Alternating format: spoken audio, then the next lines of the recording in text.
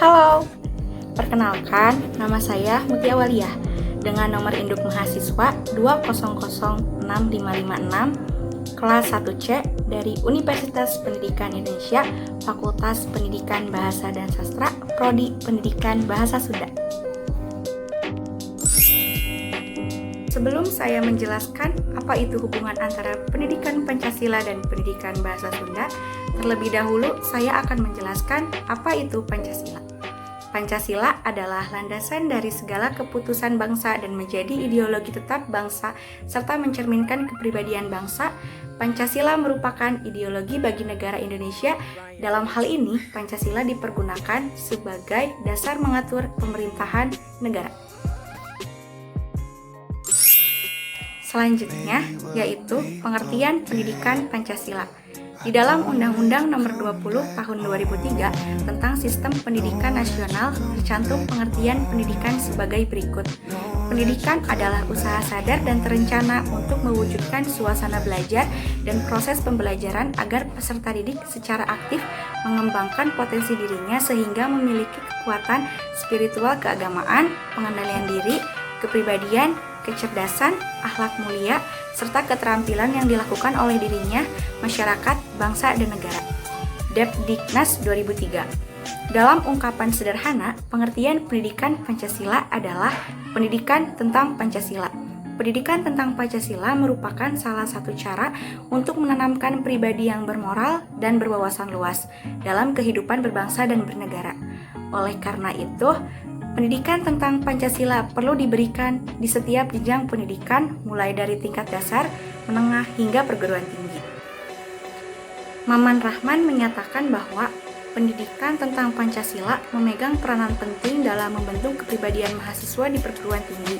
Setelah lulus dari perguruan tinggi, diharapkan mereka tidak sekedar berkembang daya intelektualnya saja, namun juga sikap dan perilakunya.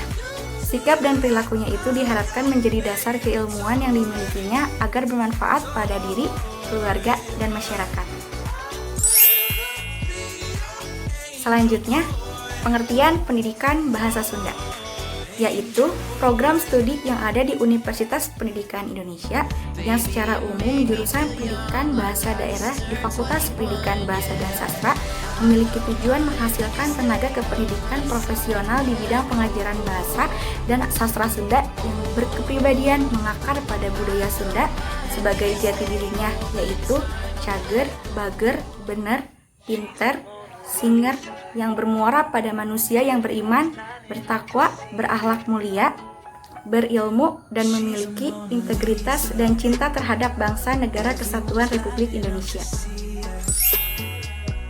Selanjutnya, saya akan menjelaskan hubungan antara pendidikan Pancasila dan pendidikan Bahasa Sunda dilihat dari nilai-nilai yang terkandung dalam Pancasila. Yang pertama, yaitu sila ketuhanan yang Maha Esa. Di pendidikan Bahasa Sunda maupun pendidikan Pancasila sendiri sangat penting untuk menjaga toleransi antar umat beragama, selalu mengedepankan Tuhan dan mengingat Tuhan dalam keadaan apapun. Contohnya, di pendidikan Bahasa Sunda mempelajari tentang puisi Nadoman merupakan salah satu sastra lisan yang tersebar di masyarakat, khususnya masyarakat Sunda. Di daerah lain, puisi Nadoman sering juga disebut juga pujian yang isinya berupa nasihat, pelajaran agama, pujian kepada Tuhan, sholawat Nabi, dan doa. Selanjutnya, sila kedua, kemanusiaan yang adil dan beradab.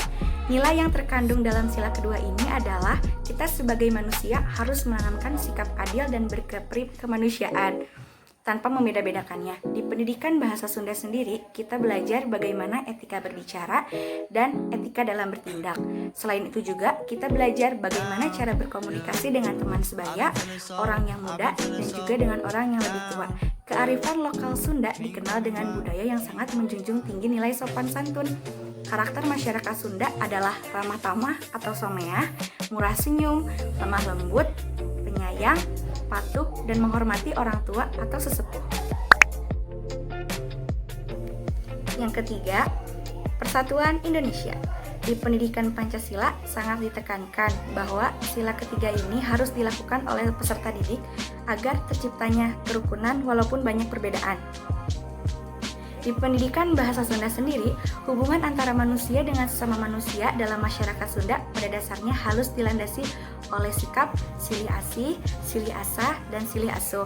Artinya harus saling mengasihi, saling mengasah atau mengajari, dan saling mengasuh sehingga terciptanya suasana kehidupan masyarakat yang diwarnai keakraban, kerukunan, kedamaian, ketentraman, dan kekeluargaan.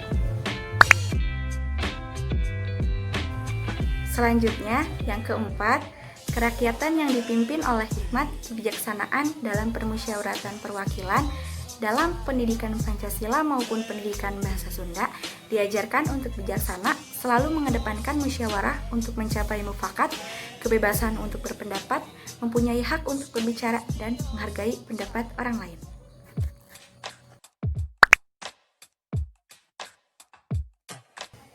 Yang kelima atau yang terakhir, keadilan sosial bagi seluruh rakyat Indonesia.